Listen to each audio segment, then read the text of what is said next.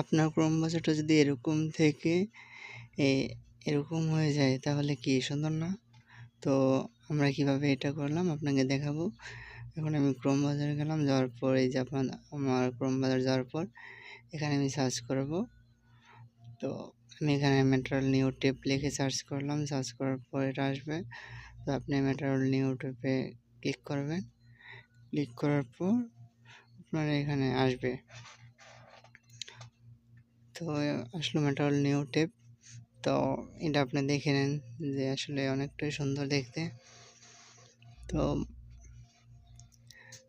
অনেক সুন্দর সুন্দর থিম আছে।